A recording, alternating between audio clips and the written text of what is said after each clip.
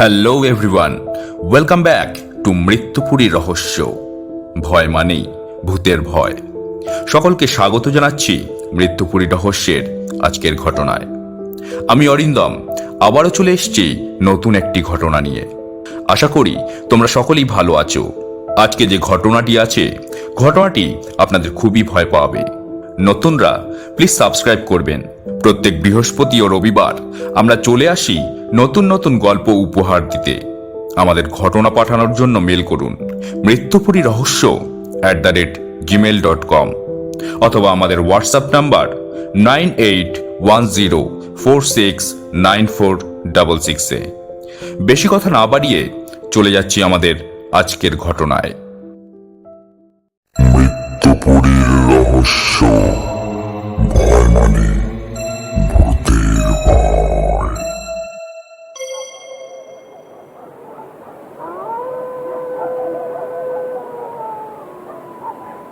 আজকে যে ঘটনাটি বলতে যাচ্ছি তা ঘটেছিল আমার এক বান্ধবীর বাবার সাথে। বান্ধবীর মুখ থেকে শোনার পর তার বাবাকে জিজ্ঞাসা করেছিলাম ঘটনার সত্যতা সম্পর্কে। তিনি তা অকপটে স্বীকার করেছিলেন। ঘটনাটি ঘটে 1980 সালের দিকে। তখনও আজকের এত সুন্দর রাঙামাটি এত উন্নত ছিল না। জঙ্গলে ঘেরা রাস্তা, আলোর স্বল্পতা, লোকজনের অভাব, সবকিছু মিলে রাঙামাটির কিছু কিছু এলাকায় সন্ধ্যার পর থমথমে ও ভৌতিক পরিবেশের সৃষ্টি হতো।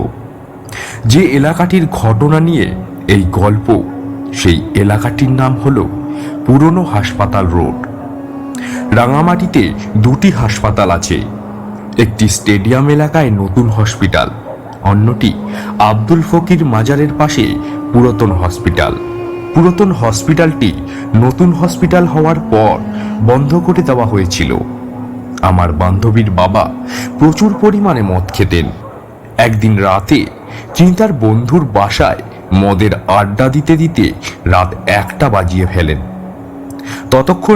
তখনকার সময় রাঙামাটিতে গাড়ি চলাচল বন্ধ হয়ে যেত।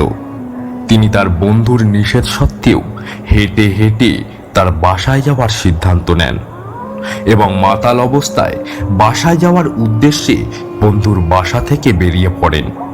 আঙ্কেলের তখনকার বাসা ছিল পুলিশ লাইনের এলাকায়।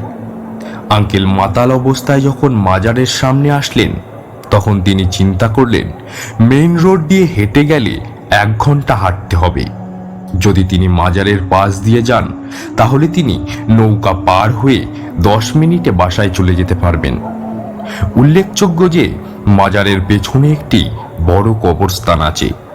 তার পাশেই ছিল ছোট একটি মাটির রাস্তা, যা দিয়ে খালে যাওয়া যায়। ওই খালের এক কোণায় পুরাতন হসপিটালের লাশ কাটা ঘর ছিল।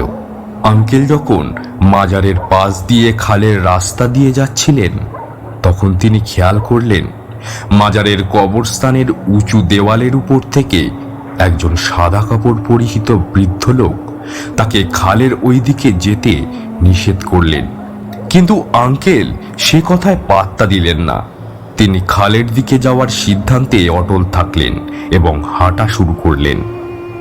বৃদ্ধ লোকটি তখন বলে উঠল, পরে কোনো ক্ষতি হলে আমাকে দোষারোপ করতে পারবি না।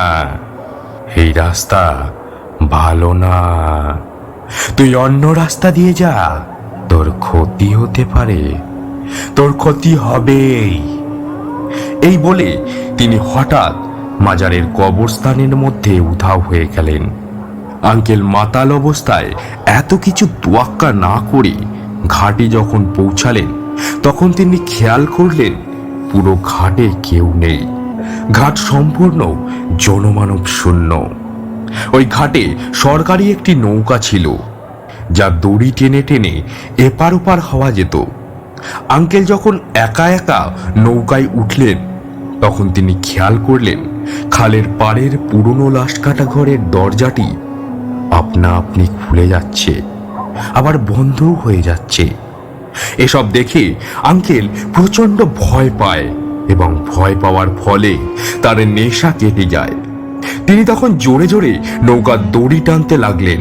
কিছুক্ষণ পর তিনি হঠাৎ দেখতে পান খালের ওই পাড়ের ঘাটে কালো কাপড় পরিহিত বীভৎস এক মহিলা তার দিকে তাকিয়ে হাসছে। আঙ্কেল সাথে সাথে মধ্যখালেই নৌকা থামিয়ে ফেললেন এবং তার পকেট থেকে সিগারেট বার করে টানতে শুরু করলেন। উনি শুনেছিলেন আগুন সাথে থাকলে নাকি খারাপ কোনো কিছু পাশে আসতে পারে না। তখনও ওই মহিলাটি ঘাটে দাঁড়িয়ে দাঁড়িয়ে আঙ্কেলের দিকে তাকিয়ে তাকিয়ে হাসছে। এদিকে আঙ্কেল একটার পর একটা সিগারেট জ্বালাতেই থাকছে। কিছুক্ষণ পর হঠাৎ মেয়েটি বলে উঠল, এই সামান্য আগুন আমার থেকে তোকে কতক্ষণ রক্ষা করবে? তোকে তো পারে আসতেই হবে।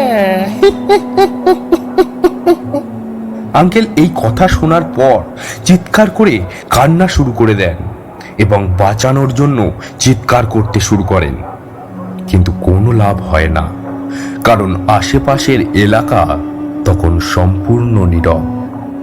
আঙ্কেলের কান্না দেখে বীভৎস সেই নারী আরো জোরে জোরে হাসতে শুরু করে, কিন্তু কিছুক্ষণ পর ফজরের আজান দেওয়ার সময় হয়ে যায়।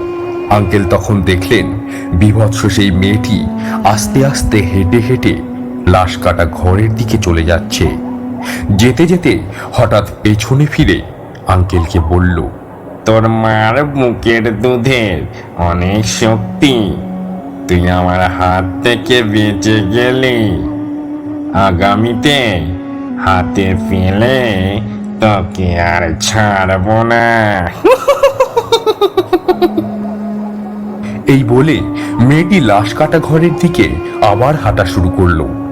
আঙ্কেল তখন আস্তে আস্তে নৌকা রশি টানতে টানতে অপর পারে পৌঁছালো, কিন্তু আঙ্কেলের দুর্ভাগ্য ছিল ততক্ষণে আঙ্কেলের শেষ সিগারেটটি শেষ হয়ে নিভে যায় এবং ফজরের আজান দিতে তখনও 5 মিনিট বাকি ছিল।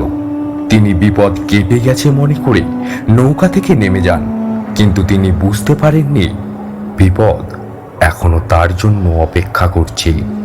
নৌকা থেকে নেমে একটু সামনে যাওয়ার সাথে সাথে সেই কালো কাপড় পরিহিত বীভৎস সেই মেয়েটিকে তার পাশে দেখতে পান তিনি তখন দৌড়ে নৌকায় উঠতে যাওয়ার আগেই মেয়েটি আঙ্কেলের গলায় কামড় বসায় এবং জোরে একটা থাপ্পড় দেয়। কিন্তু আঙ্কেলের ভাগ্য ভালো, তখন ফজরের আজান দেওয়ার ফলে খারাপ জিনিসটা তাকে ছেড়ে দেয়। পরে সকালে আঙ্কেলকে অজ্ঞান ও রক্তাক্ত অবস্থায় খাটে পড়ে থাকতে দেখে এলাকার লোকজন। তাকে হসপিটালে নিয়ে যায় সকলেই।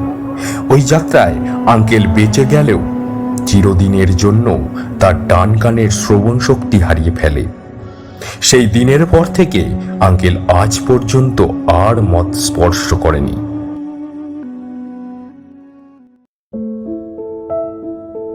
এই ছিল আজকের ঘটনা। ঘটনাটি কেমন লাগলো কমেন্ট করে জানিয়ে দিন। ঘটনাটি যদি আপনাদের ভালো লাগে তবে বন্ধু বান্ধব পরিবার পরিজনের সাথে শেয়ার করে দিন। আজকের মতো তোমাদের থেকে বিদায় নিয়ে নিচ্ছি। আবারও দেখা হবে আগামী দিন। মৃত্যুপুরীর রহস্য, ভয় মানে